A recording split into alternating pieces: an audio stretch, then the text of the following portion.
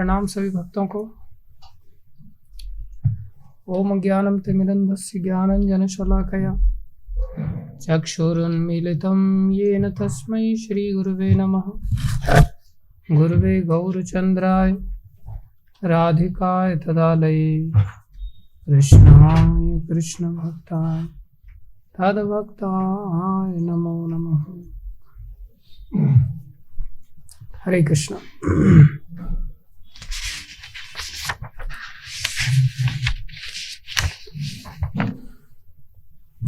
सभी का हार्दिक अभिनंदन है, स्वागत है। गुरु वैष्णव की दया से जो कुछ कहें कृपा करके ध्यान से श्रवण कीजिए।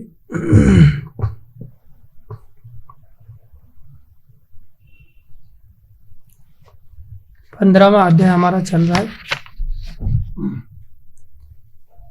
जिसमें गुरु गौरांग कृपा से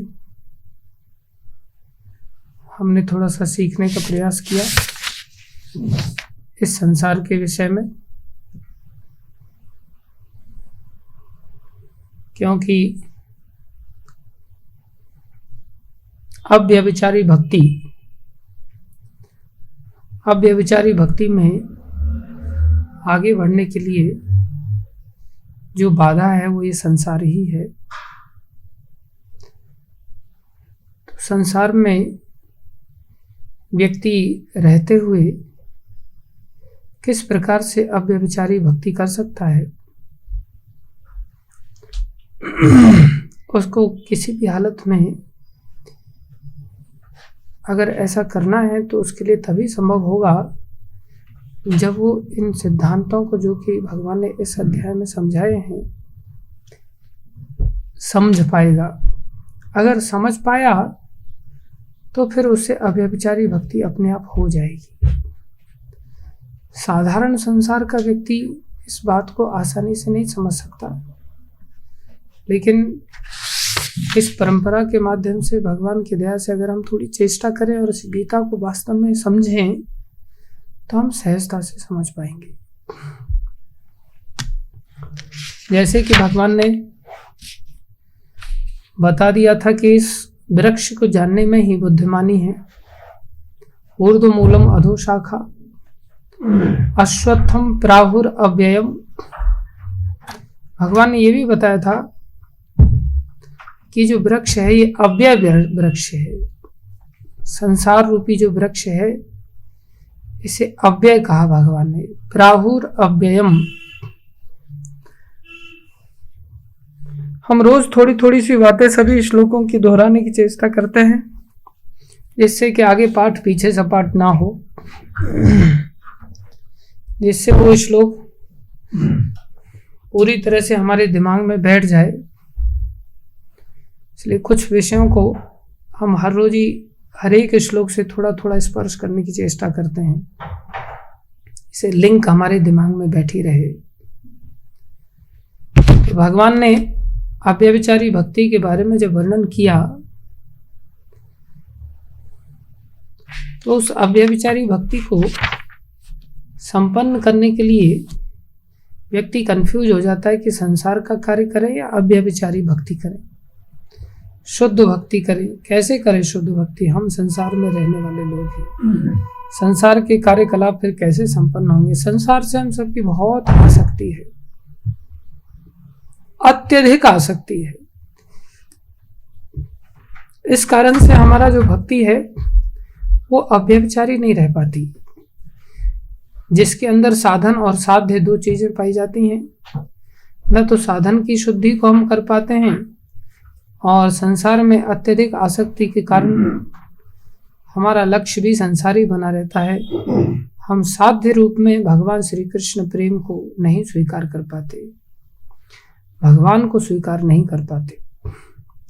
इसलिए हमारे साध्य साधन दोनों ही मिक्स हो जाते हैं। मिक्स मतलब दोनों ही मिश्रित हो जाते हैं संसार से।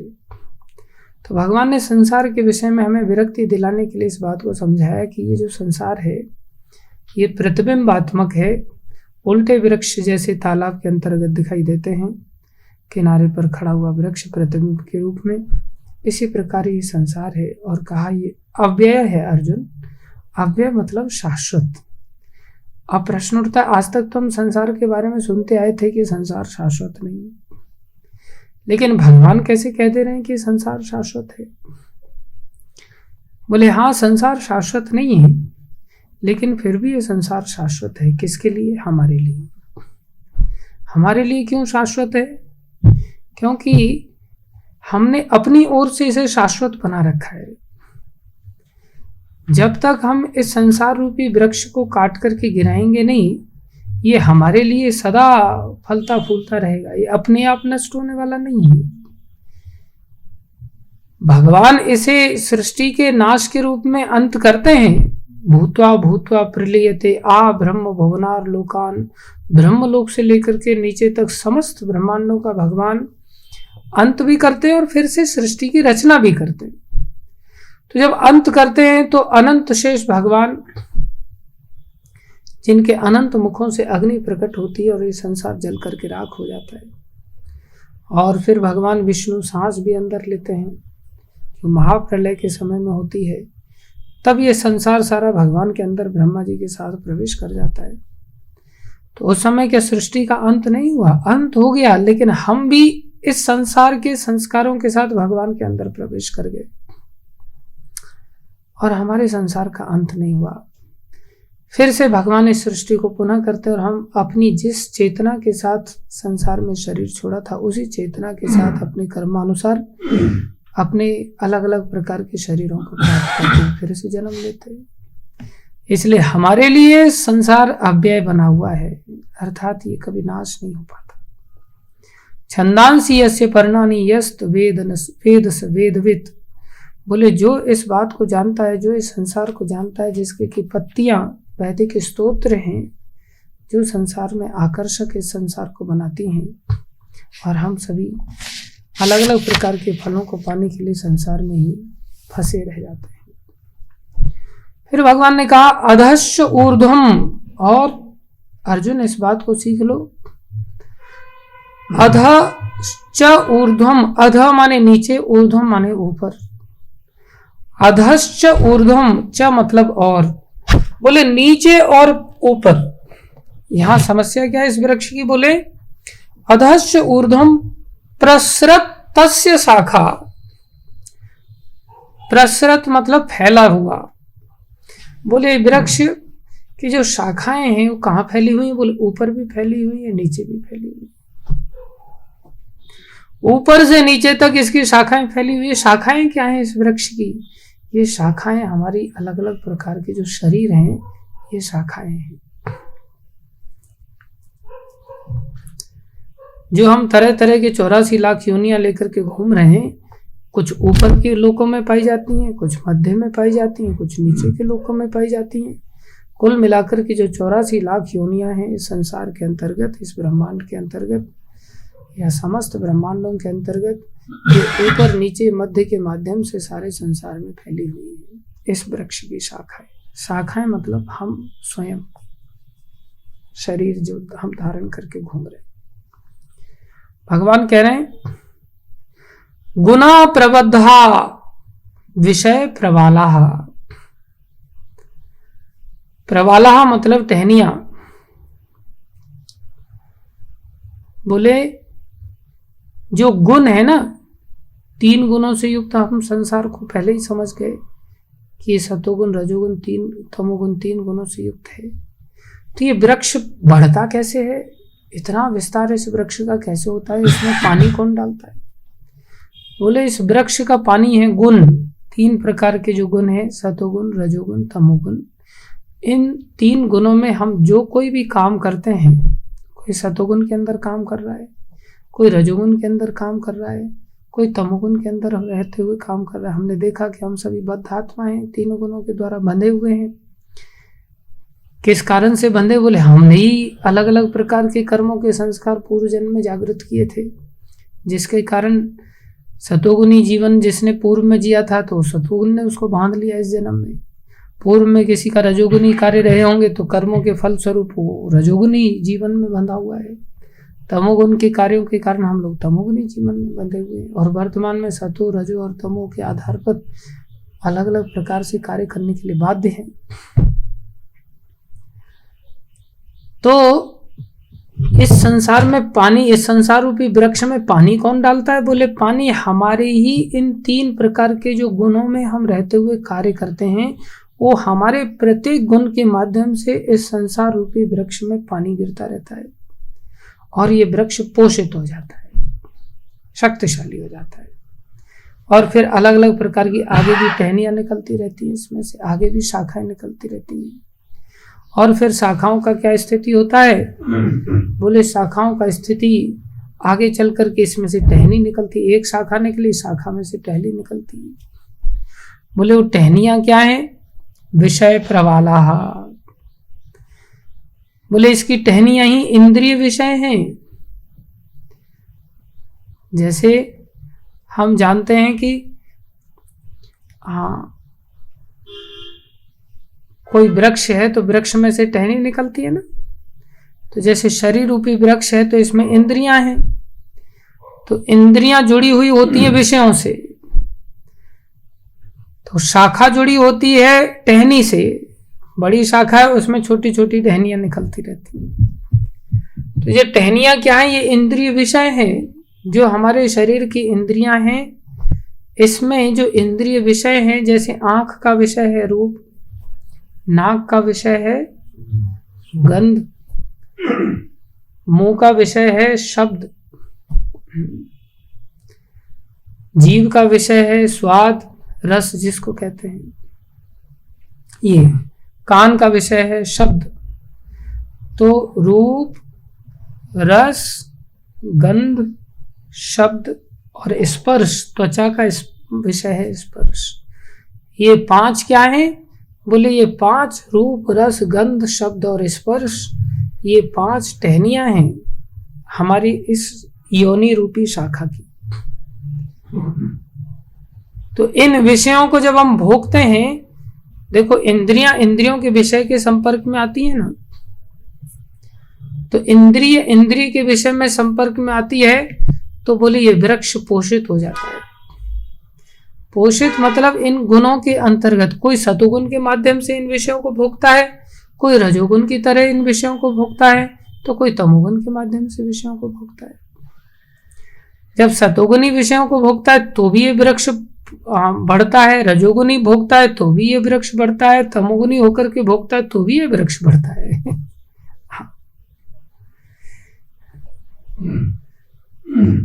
और क्या होता है? बोले अधस्य मूलानि अनुसंततानि कर्म, अनुसंततानि।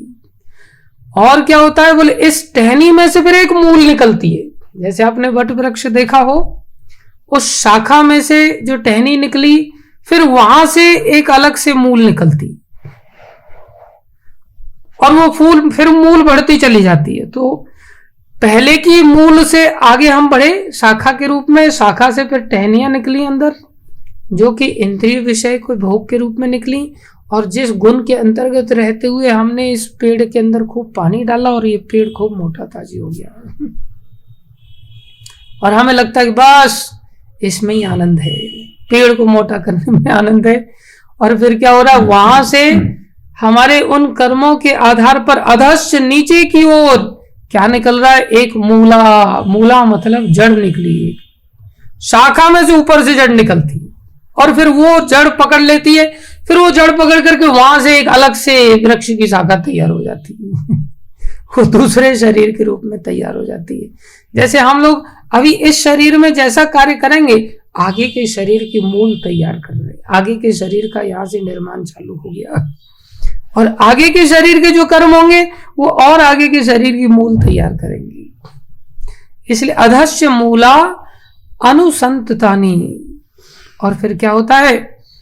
बोले कर्मा अनुबंधिनी मनुष्य लोके। हम सब इन्हीं कर्मों के इस बंधन में, इस मनुष्य लोक में फिर फंस जाते हैं। तो प्रत्येक जीव इस संसार में बोले फंसता चला जाता है, फंसता चला जाता है। भगवान क्या कह रहे हैं? न रूपम असेह तथोपलभ्यते नान्तो न चादिर्न च संप्रतिष्ठा। भगवान कह रहे हैं ऐसा इस संसार में तो देखने में नहीं आता ऐसा वृक्ष। इस वृक्ष के वास्तविक स्वरूप का अनुभव इस जगत में नहीं किया जा सकता। कोई भी नहीं समझ सकता कि इसका आदि कहाँ है, क्योंकि जड़ में से जड़ निकल रही है, शाखा में से जड़ निकल रही है।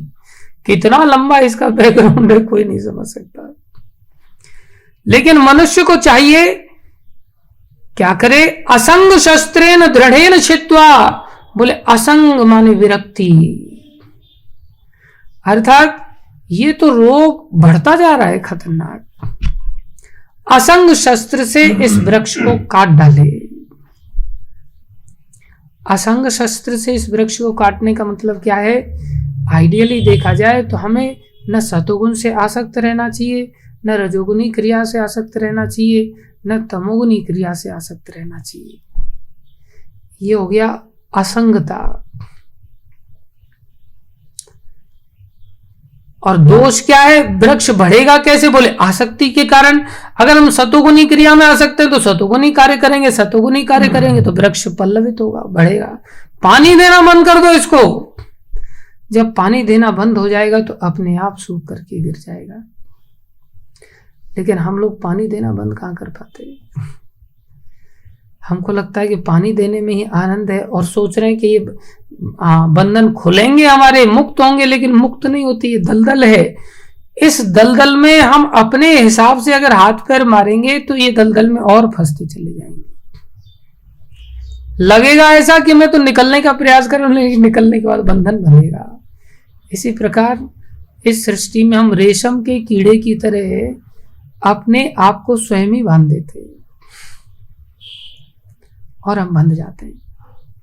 बनना कैसा? बोले मकड़ी का कीड़ा बनना, हमने मकड़ी जैसा बनना चाहिए। ऐसा जाल बुने कि हम मुक्त बने रहेंगे। जाल दोनों ही बुनते हैं, लेकिन रेशम का कीड़ा स्वयं को बांध लेता है। हम प्रायः हैं मनुष्य शरीर, लेकिन रेशम के कीड़े से भी कुछ नहीं सीख पाए, गए गुजरे हैं और हम अपने आप को बांध देते हैं। कैसे बांध देते हैं?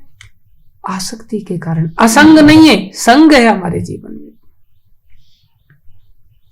संग माने आसक्ति। आसक्ति का परिणाम क्या होता है? कैसे हम पहचानेंगे कि हम कहीं आसक्त हैं कि नहीं? आसक्ति का एक मोटा मोटा पैमाना है, एक जांच है कि जहां हम आसक्त हैं वो चीज हमें अच्छी लगेगी।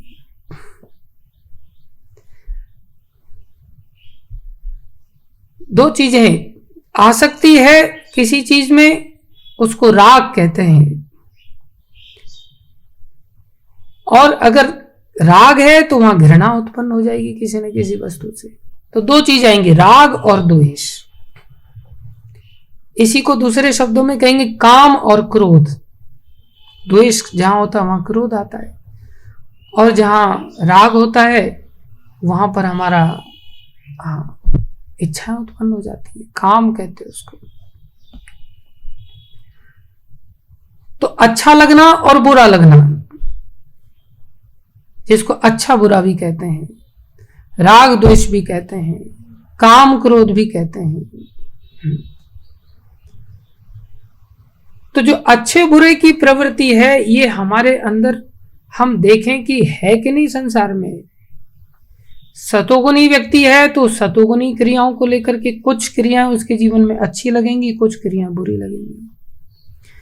रजोगुनी जो व्यक्ति है उसको कुछ क्रियाएं रजोगुण में अच्छी लगेंगी, कुछ क्रियाएं बुरी लगेंगी। तमोगुनी जो व्यक्ति है उसको कुछ क्रियाएं अच्छी लगेंगी, कुछ क्रियाएं बुरी लगेंगी। जैसे सतोगुनी व्यक्ति है उसको सुबह सोना बुरा लगेगा, उसको सुबह उठना अच्छा लगेगा। सतोगुनी व्यक्ति है उसको नहाना अच्छा लगेगा, बिना नहाए उसके मुंह से कुछ जाएगा ही नहीं। वो तमोगुनी व्यक्ति को देखा, यार ये उठ करके सीधा खाना ही चालू कर दिया इसने, वो एकदम से उसको देख करके ही घृणा करेगा वो। और इधर तमोगुनी व्यक्ति जो उठ करके खा रहा था और इसको देख रहा, तो कैसा बेवकूफ है, देखो मेरे मुंह की तरफ देख रहा है, और मेरे को देखो मैं उठते ही नहाना, एकदम बैड टी मिल गई मेरे को, बोलो देखो।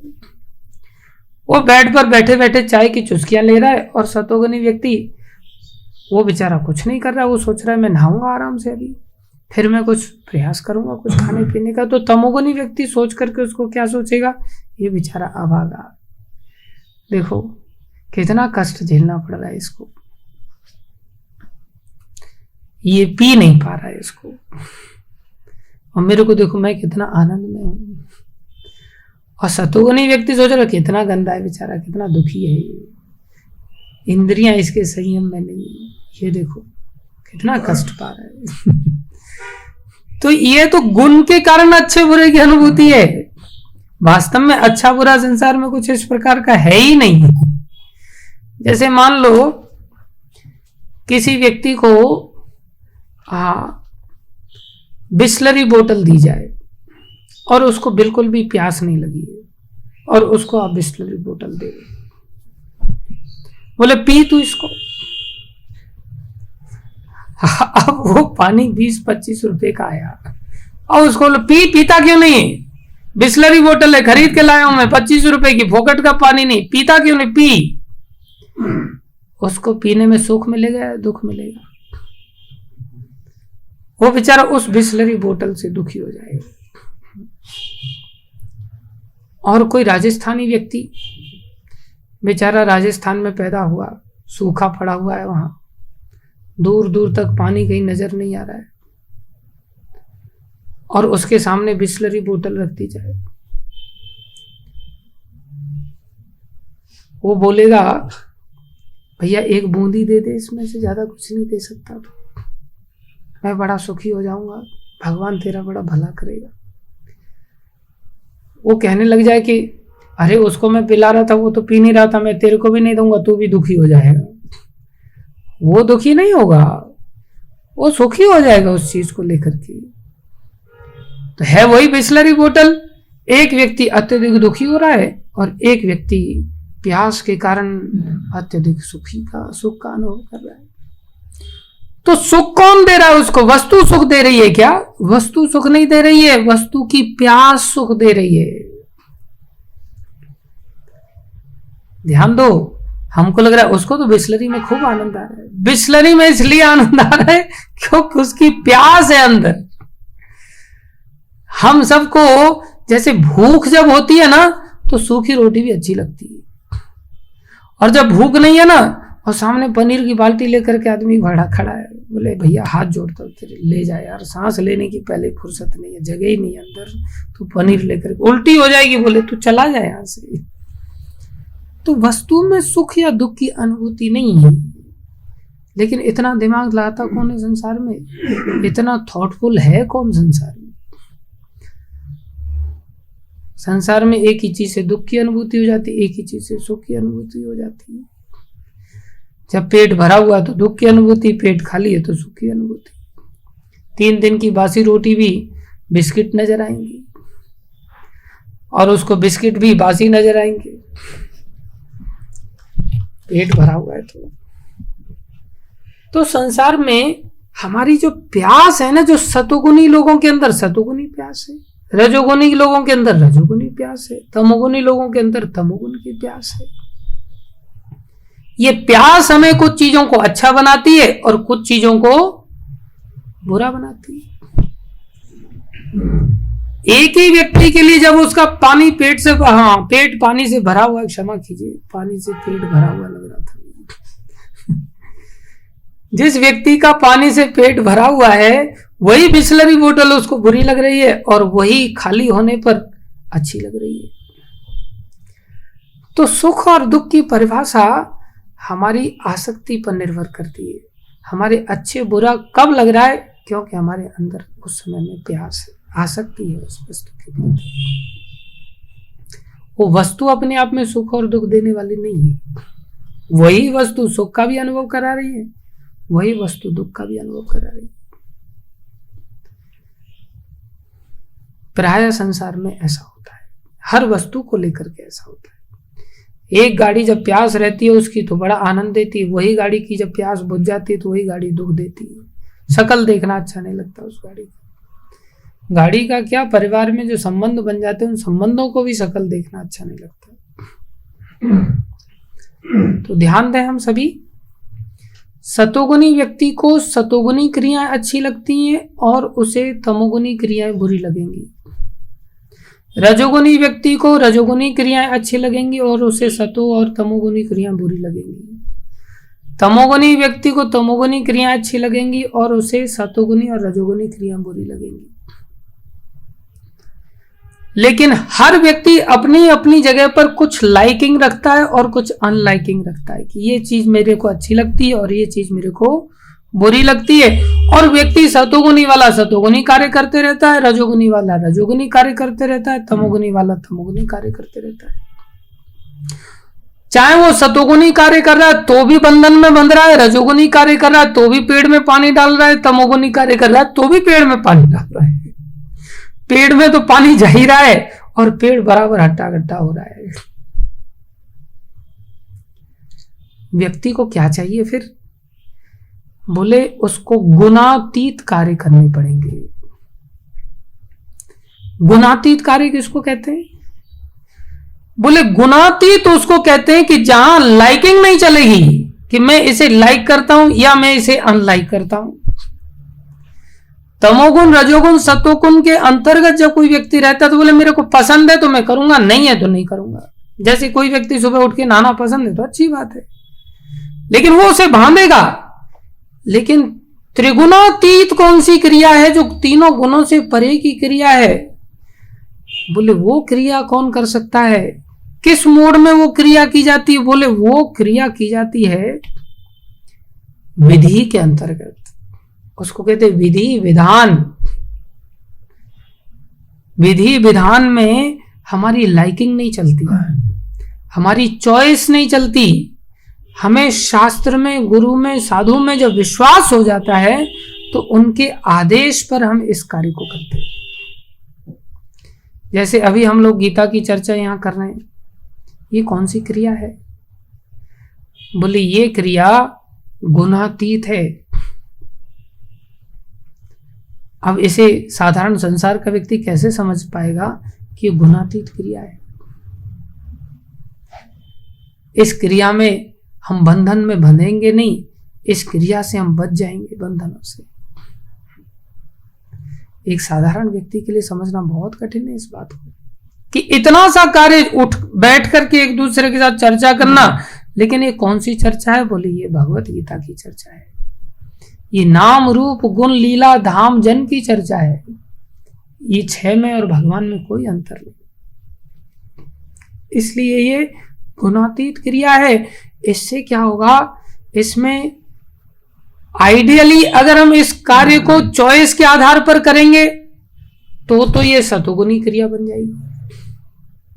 और चॉइस तीन प्रकार की हो सकती है, रजोगुणी, तमोगुणी और सतोगुणी। इस भक्ति के कार्यों को अगर हम अपनी इच्छा के अनुरूप करेंगे तो ये तीनों कार्य, ये भक्ति ही तीन प्रकार की बन जाएगी। सतोगुणी बन जाएगी, तमोगुणी बन जाएगी और रजोगुणी बन जाएगी। समझ रहे हैं? जैसे गुरुजी के आदेश पर अगर कोई व्यक्ति प्रचार करे तो ये प्रचार क्या बन जाएगा? ज्ञान का दान बन जाएगा। ये उसने विधि के अंतर्गत किया, गुरुजी ने बोला है मेरे को करना है। जैसे प्रभुपाद जी चले गए विदाउट चॉइस के कि मुझे ठंडी जगह पे जाना चाहिए, नहीं जाना चाहिए, मैं बूढ़ा व्यक्ति हूं, मुझे अभी वृंदावन छोड़ के जाना चाहिए, नहीं जाना चाहिए, क्या करना चाहिए, क्या नहीं करना चाहिए, नो चॉइस। गुरुजी ने आदेश दिया है मेरे को करना है, दैट्स ऑल। इसको कहते हैं विधि। हो सकता है मुझे ये क्रिया अच्छी भी लगे, हो सकता है ये क्रिया मुझे बुरी भी लगे। ऐसी स्थिति में जब गुरु साधु शास्त्र के आदेश पर जब हम कार्य करते हैं, इस भक्ति को संपन्न करते हैं, तब इसके कर्म के द्वारा संसार रूपी वृक्ष में पानी का डलना बंद हो जाता है। फिर ये वृक्ष सूखना चालू हो जाता है और फिर गिर पड़ता है। लेकिन हमारे जीवन में हम भक्ति को भी बिल्कुल चॉइस के अंतर्गत करते हैं। जैसे दान है तो दान लोग तीन तरह से करेंगे।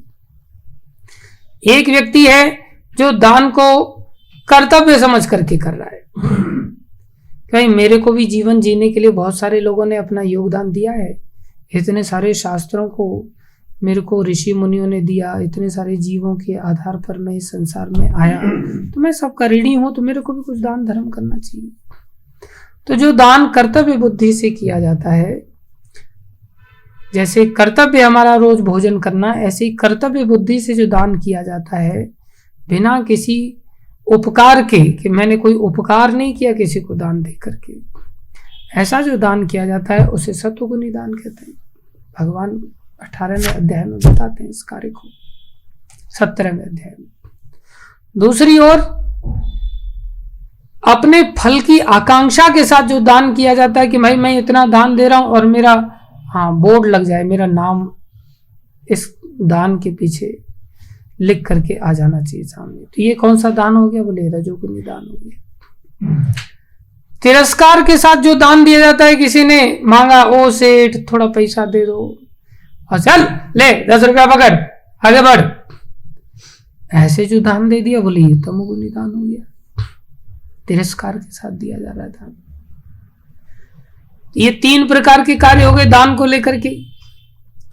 लेकिन यही दान जब शास्त्र के, गुरु साधु शास्त्र के अनुसार दिया जाता है कि भाई तुम्हें आदेश दिया जा रहा है, तुम लाइक करते हो या लाइक नहीं करते, तुम इसको विधि के रूप में जब अपना लेते हो, तो वही कार्य, बोले वही कार्य आपका भक्ति बन जाता है। कौन सी भक्ति बन गया? बोले ये अव्यभिचारी भक्ति बन सकता है, जिसमें हमारी कोई अपेक्षा नहीं, केवल गुरु की प्रसन्नता के लिए हम कार्य करते हैं। तो अगर हम ऐसा कर पाए तो भैया समझ लेना कि हमने इस वृक्ष के बंधनों को तोड़ पाएंगे, और नहीं तो फिर तोड़ना मुश्किल हो जाएगा। एक बार यमराज ने देखा कि उनके यमदूत लोग पास लेकर के और किसी को उठाने के लिए जा रहे हैं, तो यमराज ने पूछा, भैया तुम कहाँ जा रहे हो इस पास को लेकर के? तो उन्होंने बताया कि अभी हम महाराष्ट्र में जा रहे हैं इस पास को लेकर के। बोले महाराष्ट्र में क्यों जा रहे हो? बोले महाराष्ट्र में कहाँ जा रहे हो? बोले महाराष्ट्र में चौपड़ा एक जगह है, वहां जा रहे हैं। चौपड़ा में कहाँ जा रहे हो? बोले चौपड़ा में वहां पर एक मोहल्ला है, वहां कहाँ? बोले वहां एक क्लिनिक चलता है। बोले उस क्लिनिक में कौन बैठता है? बोले वहां पर क्लिनिक में रामचंद्र दास जी बैठते रहते हैं। तो बोले वहां पर उनको उठाने के लिए जा रहे हैं, उनका टाइम हो गया है। राजा राम प्रभु हमारे घबरा रहे हैं, महाराष्ट्र वाले, घबराओ मत प्रभु जी।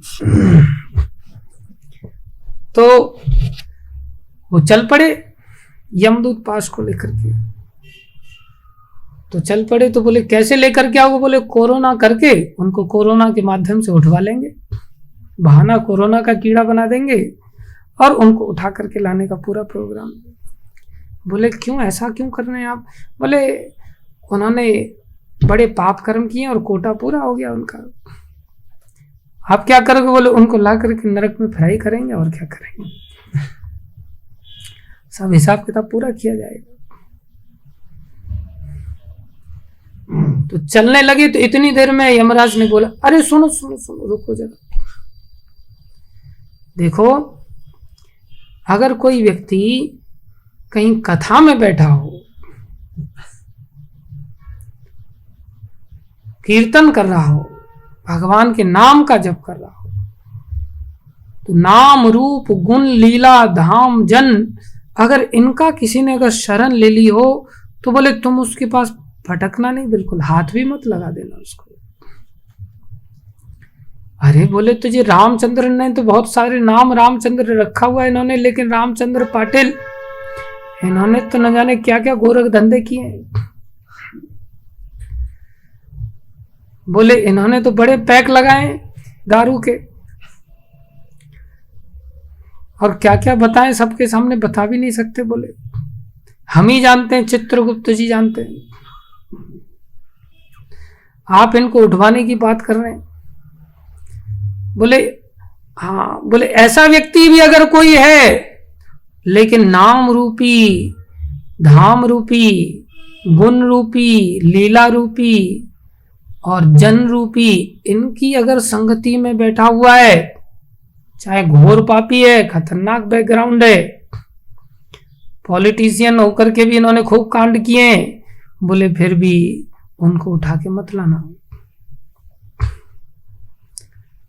बोले अभी तो कोरोना चालू हुआ, अभी तो हमारा उठाने का समय आ ही गया है। तो बोले देखो पहले वो कर क्या रहे हैं। तो पता चला कि वो रामचंद्र पाटिल सचिनंदन दास के साथ मायापुर यात्रा में कीर्तन करते हुए नाच रहे हैं। तो जैसे ही नाचते हुए दिखाई दिया, बोले देखो ये तो नाच रहे हैं, ध्यान से देखो किसके साथ नाच रहे। बोले तो सचिनंदन दास के साथ नाच रहे। तो यमदूत बोले कि देखो भक्त के साथ नाच रहे। यमराज बोले भक्त के साथ नाच रहे, तो मत उठा के लाओ। यमदूत बोले ये भक्त नहीं है, ये पाखंडी है, जो नचा रहा है ये भक्त थोड़ी है। देखो चित्रगुप्त से पूछो, इसके भी कारनामे कैसे कैसे खतरनाक है। ये पाखंडी नचा रहा है अपना पैसा ऐंठने के लिए इनसे। फिर यमराज बोले अच्छा ये देखो कहां नचा रहा है। तो पता चला मायापुर में नचा रहा है। ओहो, बोले धाम तो सच्चा है। बोले अब मत लाओ भाई, नहीं तो एक के साथ एक फ्री उठाने वाले थे। वो रामचंद्र पाटिल जी के साथ सचिनंदन दास जी भी पकड़े जाने वाले थे, एक पर एक फ्री। लेकिन हुआ क्या, वो धाम का चक्कर पड़ गया। साथ में वहां क्या दिखाई दिया, बोले कपिल मुनि जी भी नाच रहे। अब जब कपिल मुनि जी नाचते हुए दिखाई दिए तो बोले ये कौन है। बोले ये सच्चे भक्त हैं। कैसे सच्चे भक्त हैं। बोले रात दिन सो करके लीलाओं को देखते रहते हैं, इतने सच्चे भक्त हैं, खतरनाक भक्त हैं। जागते हुए लीलाएं नहीं श्रवण करेंगे, सो सो करके पूरा समाधि में डूबे रहते हैं। जैसे परीक्षित महाराज गए थे ना, तो जो ऋषि थे शमिक ऋषि, उनकी आंखें इतनी बंद थी कि उन्होंने गले में सांप डाल दिया तो भी नहीं पता चला। आज भी ऐसे समाधिस्थ लोग हैं। कौन है। बोले कपिल मुनि हैं। ऐसे कपिल मुनि का सानिध्य पाने वाले ये दोनों के दोनों भक्त लोग हैं, इसलिए आप इनको मत उठा के लाओ। बोले फिर इन लोगों का होगा क्या, इतने खतरनाक लोग हैं, इतने कांड किए इन्होंने, इसका क्या होगा हिसाब किताब। बोले अरे ये भगवान जानेंगे इनका क्या करना है, वो चाहे तो इनको क्षमा कर दें। और क्षमा कई बार कर देते भगवान। देखते हैं कि इनकी संगति में एक नरेश नाम का भी भक्त आया था। बोले उसने तो तंबाकू की रेड़ी लगा दी थी पूरी, इतने तंबाकू खाया, इतना मसाला खाया। बोले उसको तो उठा लें। बोले उसको भी मत उठाओ भाई, वो भी थोड़ा सानिध्य में रहता है, और सानिध्य में रहने के कारण बोले उसका भगवान क्या करेंगे। बोले भगवान जो करेंगे करने दो ना, तुम भगवान के ऊपर छोड़ दो ना। राधाकांत भगवान उसको क्षमा करना चाहेंगे क्षमा करेंगे, और डंडे लगाना चाहेंगे डंडे लगाएंगे, थप्पड़ लगवाना चाहेंगे थप्पड़ लगवाएंगे। फिर भगवान ने क्या किया, सचिनंदन दास के अंदर प्रवेश करा दिया अपने आप को, तो 2-4 थप्पड़ लगवा दिए तो ठीक हो गया, हिसाब पूरा हो गया। तो बोले ये लोग है ना, ये लोग वैष्णवों के अंतर्गत आते, ये सब वैष्णव हैं, ये हमारी ज्यूरिडिक्शन में नहीं आते, ये हमारे क्षेत्र में नहीं आते, ये भगवान के क्षेत्र में आते हैं। इसलिए इनका हिसाब किताब भगवान जाने, भगवान के भक्त जाने। थप्पड़ लगा के करना है, घूसा लगा करके करवाएंगे, लात लगा के करवाएंगे, डंडा लगा करके करवाएंगे, इनकी चिंता मत करो। बोले बहुत सारे ऐसे लोग हैं जो कथा में सुनते सुनते झपकियां मारते हैं, ये तो पाप है। बोले हाँ पाप है, कोई बात नहीं, लेकिन तुम मत उठाने चले जाना इनको, तुम डंडे मत लगाना। भक्त लोग इनको थप्पड़ मार के सीधा करेंगे, भगवान इनको सीधा करेंगे, तुम क्यों टेंशन ले रहे हो। ये उनका हिसाब किताब उनके खाते में रहने देना। ये भक्तों का कितना बड़ा फायदा हो जाता है। ये भक्ति जब हम इस प्रकार से करते हैं, गुणातीत भावना के साथ करते हैं, तो भगवान निश्चित रूप से हमारी रक्षा करते हैं। सिंपल सा कार्य है, कोई बहुत ज्यादा कठिन कार्य नहीं है। हमें किस चेतना में कार्य करना है? किस चेतना में करना है? बोले विधि की चेतना में कार्य करना है। नाम जपना है तो जपना है, आरती मंगल आरती करनी है तो करनी है, गीता अध्ययन करना है तो करना है, कथा सुननी है तो सुननी है। और इसी चीज को लेकर के अगर तरुण प्रभु हमारे सोचेंगे कि आज मेरा मूड नहीं कर रहा है कथा सुनने का, और आज मेरा मूड कर रहा है, आज मुझे अच्छी लग रही है और आज मुझे अच्छी नहीं लग रही है, तो लाइकिंग के आधार पर अगर कथा सुनेंगे और कथा छोड़ेंगे तो ये फिर शुद्ध सत्व की क्रिया नहीं बचेगी। तो फिर ये भक्ति नहीं कहलाएगी क्या कथा? फिर बोले भक्ति तो तब भी कहलाएगी, और जब भक्ति कहलाएगी तो भक्ति तो फिर निकाल ही देगी ना। बोले हाँ निकाल देगी, लेकिन करोड़ों वर्षों के बाद, करोड़ों जन्मों के बाद, क्योंकि आपने लाइकिंग भी घुसा दी ना उसमें। आप अपनी लाइकिंग पर काम कर रहे थे, चॉइस नहीं चलती गुणातीत भक्ति में। सतोगुणी भक्ति बन गई, कार्य वही है, कथा वही सुन रहे हैं, लेकिन सतोगुणी भक्ति हमें उद्धार एकदम से नहीं करेगी। हमारे संसार के सतोगुण की वृद्धि करते हुए धीरे धीरे धीरे धीरे कई जन्मों के पश्चात भक्ति नष्ट तो नहीं होगी, इतना तो ध्यान रखने वाली बात है। कोई व्यक्ति ऐसा सोच रहा है ना कि ये राजाराम प्रभु रोज मेरी सूचना दे देते हैं कि आज ये मंगल आरती में लेट आया, आज ये मंगल आरती में एब्सेंट हो गया, अब वो नाम जप रहा हरे कृष्ण कृष्ण हरे हरे राम राम। प्रभु मैं आज 64 माला जप करूंगा, कैसे भी करके राजाराम प्रभु को कल के दिन बुखार आ जाए, जिससे कि कल ये खुद लेट हो जाए और मेरा समाचार दे न पाए। ये कौन सी भक्ति है? बोली ईर्ष्या के साथ की जाने वाली भक्ति है, ये तमोगुनी भक्ति है। ये तमोगुनी भक्ति, भक्ति तो है, भक्ति नाश नहीं होगी ये भक्ति, लेकिन उतनी सामर्थ्यशाली नहीं है, करोड़ों जन्मों के बाद फल देगी। और जब हम न ईर्ष्या से कर रहे हैं, न प्रतिष्ठा को ध्यान में रखते हुए कर रहे हैं कि भाई हाँ बढ़िया सा एकदम से प्रतिष्ठा के साथ व्यक्ति कोई सोचे, जैसे हमारे विनोद प्रभु सोचें कि भाई मैं अगर ये भंडारा ठीक से ऑर्गेनाइज कर दूंगा ना तो मेरी छाप छूट जाएगी सेठ के सामने।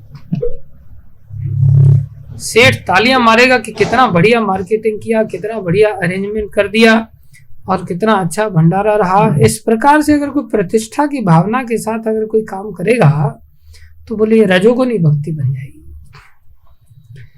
गुणातीत भक्ति तो तब कहलाएगी जब व्यक्ति निष्ठा के साथ आदेश पर काम करेगा। ये नहीं कि प्रभु जी मूड पे काम करूंगा मैं, नहीं, आदेश पर काम करना होता है, विधि के अनुसार काम करना होता है। लाइकिंग के अनुसार काम करेंगे तो फिर नहीं काम चलेगा। फिर चाहे आपकी सतोगुनी लाइकिंग है, रजोगुनी लाइकिंग है या तमोगुनी लाइकिंग है, तीनों प्रकार की लाइकिंग से ऊपर उठना पड़ेगा। और उठ करके आदेश पर जब वो व्यक्ति कार्य करता है तब वो आसक्ति से परे होकर के गुणातीत भक्ति हो जाती है। और कथा सुनना आदि ये सब गुणातीत भक्ति हो जाएगी। ऐसी गुणातीत भक्ति वाला व्यक्ति क्या करेगा? बोले इस मोह को पार कर देगा, इस राग को पार कर जाएगा, इस आसक्ति को पार कर जाएगा, इस काम को पार कर जाएगा। ये रोग है, भयानक रोग है, याद रखो। रामायण में कहा जानिए तब मन बिरुज गोसाई। बिरुज रोज माने रोग और विरुज माने बिना रोग का।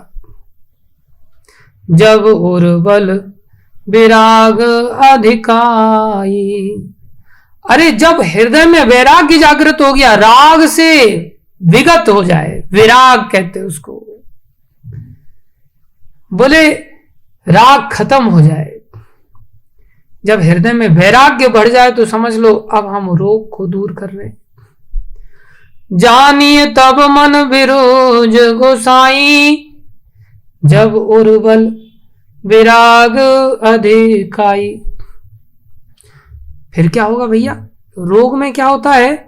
हमारी भूख नष्ट हो जाती और जब रोग ठीक हो जाता है तो भूख बढ़ती है। सुमति शुदा बाढ़ नित नहीं। सुमति, अच्छी मति मेरे जीवन में कब आएगी? वैराग्य जब आ जाएगा तो अच्छी मति की भूख बढ़ेगी। और फिर क्या होगा? हम अच्छी मति की खुराक लेना चालू हो जाएंगे। खुराक जब अंदर जाएगी ताकत आ जाएगी। दुर्बलता किस कारण से थी?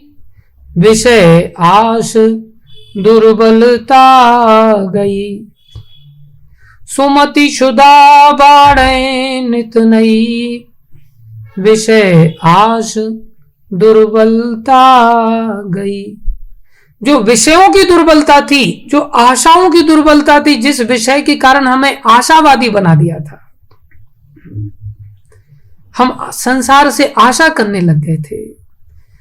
जब हमें लड्डू की आशा है, लड्डू की भूख है, लड्डू के विषय की, जीवा के विषय की, बढ़िया बढ़िया खाने की विषय की अगर दुर्बलता है, कमजोरी है हमारी, वास्तव में देखा जाए तो इसे दुर्बलता कहते हैं। जब जीवा की दुर्बलता है तो हमें लड्डू की आशा अपने आप हो जाएगी और ये आशा फिर दुख देगी। आशा ही परमम दुखम नैर आशा ही परमम सुखम, महाभारत का वाक्य है। आशा ही परम दुख देने वाली है और निराशा ही परम सुख को देने वाली है। हमारे अंदर आशाएं बढ़ती जाएंगी। क्यों आशाएं बढ़ रही है? क्योंकि विषय अंदर भरे पड़े हैं। कौन से विषय? जीव का विषय स्वाद चखने का है, आंख का विषय रूप का आनंद लेने का है, जबकि उसमें आनंद है ही नहीं। हम दुख के रास्ते पर जा रहे हैं लेकिन हमें सेंस नहीं। ये कमजोरी है हमारी। आंखों की कमजोरी है तो हम रूप के पीछे पीछे भागेंगे और रूपवती स्त्री या रूपवान पुरुष हमको अपना दास बना लेगा, अपनी आज्ञा का पालन करवाएगा। इसलिए शास्त्र कहता है रूपवती स्त्री, ये लोग प्रायः कभी शिष्य बनते नहीं। रूपवती स्त्री और धनवान पुरुष, ये लोग शिष्य बनते नहीं, ये गुरु बनते हैं।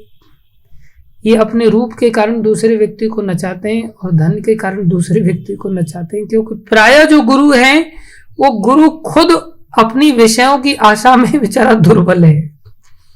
वो खुद रूप रूपी विषय का गुलाम है, इसलिए वो रूपवान स्त्री को शिष्य नहीं बना पाता। वो रूपवान स्त्री को गुरु बना लेता है और फिर उसकी आज्ञा का पालन करने के लिए बाध्य हो जाता है। और ये सारे विषय प्रायः धन से प्राप्त हो जाते हैं, इसलिए गुरु बोले पहले से ही धन का लोलुप होते हैं। कई बार जो तथाकथित गुरु होते हैं, मेरे जैसा कोई व्यक्ति, ये गुरु क्या बनेंगे? तो चेले बनते हैं संसार के। परिणाम में क्या होगा? बोले आशा बढ़ती जाएगी, आशा बढ़ती जाएगी, फिर दुख बढ़ता चला जाएगा। इसलिए हमको लगता है आशा की पूर्ति हो गई तो बोले रोग ठीक हो रहा है, बड़ी शांति मिल रही है। रोग ठीक नहीं हो रहा बेटा, रोग बढ़ रहा है तुम्हारा, भयानक। इसलिए कह रहे हैं जानिए तब मन विरुज गोसाई, तब उर्बल विराग अधिकाई। सुमति क्षुधा बाढ़े नित नई, विषय आश दुर्बलता गई। दुर्बलता हमारी चली जाएगी। इसलिए भगवान के निर्माण मोहा जित संग दोषा, इस झूठी प्रतिष्ठा को, इस झूठी आशा को छोड़ दो। झूठे जग की झूठी माया, मूर्ख इसमें क्यों भरमाया। झूठे जग की, झूठे रूप की झूठी माया, हमारे विनोद जी क्यों भरमाया। कर कुछ जीवन का कल्याण, बना मन मंदिर आलीशान। तेरे पूजन को भगवान, बना मन मंदिर आलीशान। भगवान कह रहे हैं तुम इसे छोड़ दो और क्या हो जाओ? अमूढ़ हो जाओ। अमूढ़ मतलब विमूढ़ नहीं, विशेष मूढ़ मत बनो, अमूढ़ मतलब बुद्धिमान बन जाओ, गधे मत बने रहो। पदम अव्ययम तथा, तुम चले जाओगे अव्यय पद की प्राप्ति करने के लिए। ये संसार अच्छा नहीं। अव्यय पद कहाँ मिलता है? बोले भगवान के धाम में मिलता है। न तद भाषयते सूर्यो न शशांको न पावकः यद गत्वा न निवर्तन्ते तद्धाम परमम मम। अब भगवान अपने धाम के बारे में बता रहे हैं। अपने धाम के बारे में क्या कह रहे हैं? न तद भाषयते सूर्यो, अरे वहां सूर्य की जरूरत नहीं। हम लोग पूरी तरह से सूर्य नारायण पर निर्भर है इस संसार में। सूर्य ना हो तो न गेहूं पकेंगे, न चावल पकेंगे, न बासमती होगा, न चना होगा, न मटर होगा। हमारा सब मोमोज धरा का धरा रह जाएगा। न हमारा सोयाबीन की चटनी खा पाएंगे, न खजूर की चटनी, न इमली की चटनी, सब चीजें, न पकोड़ा, कुछ नहीं, सब खत्म। अरे पानी भी नहीं पी सकते, न वृक्ष होंगे, न हवा होगी, न प्रकाश होगा, कुछ नहीं, सब पूरी तरह से सर्वनाश हो जाएगा। हम कितने सूर्य पर निर्भर हैं इस संसार में, और हमको लगता है हम हमारी मेहनत से जी रहे हैं। हम अपना कमाया हुआ खा रहे हैं। अच्छा, तेरी कमाई की सांस खरीद खरीद के खा रहा होगा तुम। तुम्हारी कमाई का पानी पी रहा है तुम, तुम्हारी कमाई का प्रकाश लेकर के तुम जी रहे हो। कोई नहीं जी सकता। भगवान का धाम कैसा दिव्य है? बोले उस धाम में तो भैया सूर्य की भी आवश्यकता नहीं। ये सूर्य और चंद्र इस सृष्टि के लिए दो प्रमुख देवता हैं। एक प्रकार से चंद्र सब वस्तुओं में रस डालते हैं, अलग अलग तरह का स्वाद डालते। चीकू कैसा? बोले ये भी मीठा। आम कैसा? ये भी मीठा। लेकिन मीठे की वैरायटी देखो कितनी बढ़िया है। मीठे में भी कितना अलग अलग स्वाद है। ओ आज चीकू शेक पीने को मिल रहा है, आज मैंगो शेक पीने को मिल रहा है, कितना आनंद आता है। लेकिन मेरे जैसे कर्म के मारे बेचारे न चीकू शेक पी सकते हैं, न मैंगो शेक पी सकते हैं। डायबिटीज के कारण केवल बोल ही सकते हैं, बोल करके ही आनंद ले लेते हैं। और क्या करें, पिछली यादों को ताजा कर सकते हैं। क्या मैंगो शेक पिया था कभी गुजरात में, क्या श्रीखंड खाया था। हम सब तरह तरह के रसों का आस्वादन करते हैं। ये रस कहाँ से आए? बोले ये रस चंद्रमा की दया के कारण आए। और इन रसों को पकाया किसने? कल परसों एक भक्त ने मेरे को आम ला करके दिया, और मेरे को आम दिया, प्रभु जी भगवान का प्रसाद का आम है, ये लीजिए आप। मैंने ले लिया। दूसरा भक्त नरसिंह प्रभु हमारे एकदम से आ गए, बोले लाओ ब्रो आम दो मेरे को। आंखें दिखाए, मेरे को देना पड़ गया। ले ले भैया, क्या करे, गरीब आदमी के ऊपर तो सब चढ़ जाते हैं। वो आम ले गया। 2-3 दिन बीत गए उसको, तो वो आम कहीं रख दिया था उसने। वो भक्त मेरे को देने वाला फिर आया, बोले प्रभु जी आप आम को सड़ा रहे हैं, आपने खाया नहीं, मैंने आपको दिया था। मतलब भैया मैंने नहीं सड़ाया, कोई छीन करके ले गया था मेरे से। फिर वो व्यक्ति ने उसको, वो व्यक्ति भी आ गया तुरंत, उसने उससे छीन लिया। इधर दे मेरे को आम, कहाँ लेकर के जा रहा है? ले लिया आम उसने। मैं बोला तो इसको सड़ा क्यों रहा था यार, मेरे से भी ले लिया तूने, उससे भी छीन लिया, सड़ा क्यों रहा था? सड़ा नहीं रहा था प्रभु जी, पका रहा था, पका रहा था, थोड़ा सा कच्चा था, मैं पका रहा था उसको, पका करके। बोले मिठास बढ़ जाएगी। तो पकाता कौन है? बोले सूर्य नारायण पकाते अपनी गर्मी से। ये पकाने की क्षमता। लोग अनाज में चीज को रख देते हैं, अनाज में वो गर्मी कहाँ से आई जिसकी वजह से चीजों को पकाते? वो सूर्य नारायण से आई। चंद्रमा रस देते हैं, सूर्य उस रस को पकाते हैं। तो भगवान कह रहे मेरा धाम जो शाश्वत धाम है, हम सब पका पकाया खाना चाहते हैं। बोले शाश्वत धाम में तो भैया कोई चीज की जरूरत, सूर्य की भी जरूरत नहीं, चंद्र की भी जरूरत नहीं। केवल सूर्य चंद्र से अंधेरा ही नहीं मिटता, हमारे जीवन के आधार हैं। तो कह रहे हैं यद गत्वा, अर्जुन वहां जाओ भाई, वहां जरूरत नहीं है किसी चीज की, वहां निर्भरता नहीं किसी चीज की, वहां अपने आप में जीव पूर्ण हो जाता है, तो वहां जाता है। ये भक्ति की पूर्णता है। यद गत्वा न निवर्तन्ते, वहां जाकर के कोई वापस नहीं आता। तद धाम परमम मम, वहां तुम्हें जाना चाहिए। 7वें श्लोक में भगवान कह रहे वहां क्यों जाना चाहिए? बोले वहां इसलिए जाना चाहिए क्योंकि तुम मेरे हो। ऐसा नहीं कि किसी दूसरे के घर में जाने की चेष्टा में तुम्हें बता रहा हूं करने के लिए नहीं। ममे वंशो जीवलोके जीवभूत सनातना मनसस्थानी इंद्रियानी प्रकृति स्थानी कर। ममे वंश, तुम मेरे ही अंश हो, तुम अन्य किसी के भी अंश नहीं हो, मेरे ही अंश हो। इस बात को भगवान 7वें श्लोक में बता रहे हैं। बड़ा रहस्यमय श्लोक है 7वां श्लोक, उसको हम कल सीखेंगे और आगे बढ़ेंगे। धन्यवाद सभी भक्तों का धैर्यपूर्वक श्रवण करने के लिए। हरे कृष्णा, प्रणाम सभी को। आप लोगों के कुछ प्रश्न मेरे पास व्हाट्सएप पर भी आए हैं। जिन लोगों के प्रश्न मैं नहीं ले पा रहा हूँ, आप लोग व्हाट्सएप पर डाल दिया करो, मैं व्हाट्सएप पर देख करके आपको किसी न किसी दिन उत्तर दे दूंगा सभी का, ठीक है। Thank you.